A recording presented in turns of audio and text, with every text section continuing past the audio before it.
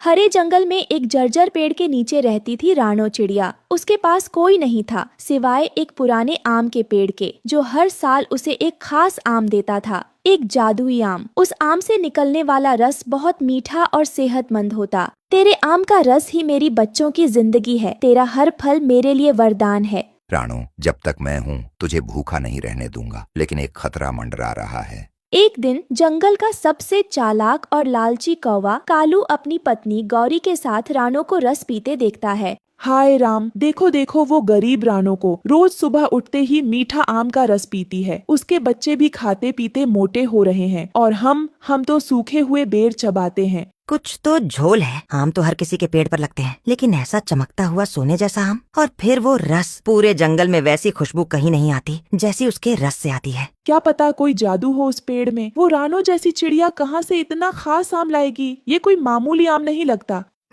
मुझे भी कुछ अजीब लगा था। मैंने देखा है, हर बार रानो आम तोड़ने से पहले पेड़ से कुछ कहती है, फिर पेड़ खुद आम गिराता है।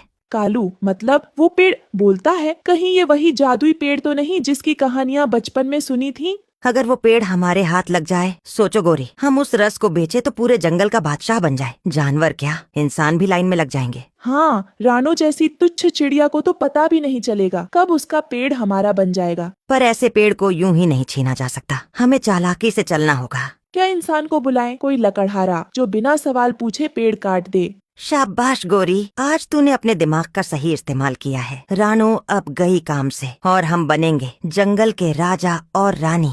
कालू और गौरी इंसान के झोंपड़े के बाहर उतरते हैं। इंसान अंगीठी के पास बैठा कुछ पका रहा था। ओ इंसान भाई, एक छोटा सा काम है पर इनाम बड़ा मिलेगा। अबे कौवे, तू फिर आ गया। पिछली बार भी झूठ बोलकर मुझे मधुमक्खियों के छत्ते तक भेज दिया था। इस बार 100% सच्चा काम है। एक पेड़ है जंगल के बीचों बीच, जादुई पेड़। फल ऐसे कि एक बार छक लिया तो बीमारियां भाग जाएं। जादुई पेड़ और फल भी? कहाँ है वो? वहीं पुरानी नदी के पास, जहाँ वो रानो चिड़िया रहती है। उसका दावा है कि पेड़ उसका है, लेकिन पेड़ किसी का नहीं होता ना इंसान भाई। वो पेड़ बस किसी कुल्हाड़ी का इंतजार कर रहा है। तुम पेड़ काटो, फल तुम्हारे, लकड़ी हमारी। तो मतलब आधी लकड़ी तुम्हारी, आम मेरे, और ना कोई जंगल का कानून, ना कोई रोकने वाला।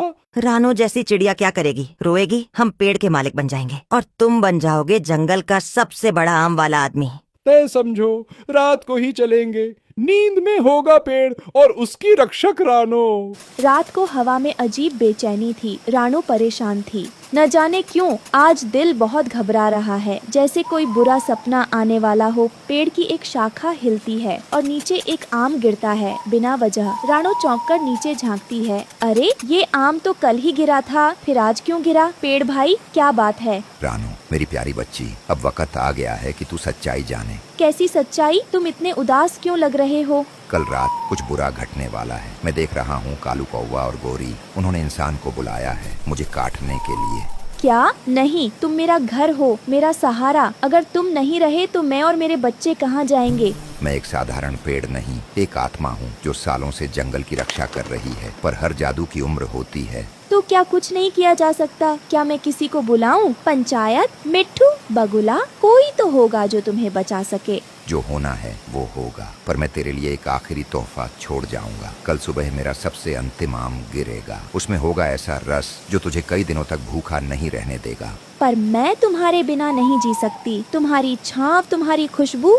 मैं तुझसे जुड़ गया हूँ रानो। तुझे देखकर ही हर साल फूलता फलता रहा, लेकिन अब अगर मैं नन रहूँ तो तुझे मेरा जीवन आगे बढ़ाना होगा। अचानक दूर से सूखी पत्तियों की आवाज आती है। इंसान आता दिखता है, कंधे पर कुल्हाड़ी। पीछे कालू और गोरी धीरे धीरे उड़ते आ रहे थे। यही है वो पेड़।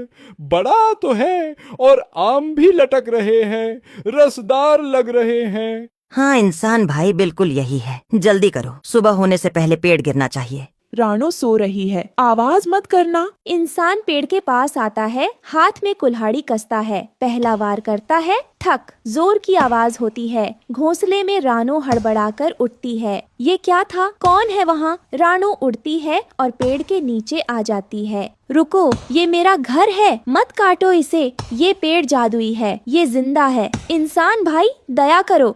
मुझे दया नहीं, लकड़ी चाहिए। पेड़ काटूंगा और आम ले जाऊंगा। रानो, अब समय आ गया है, मैं अब नहीं रुक सकता। नहीं, तुम मेरे बच्चों के रक्षक हो, मत जाओ, मत जाओ।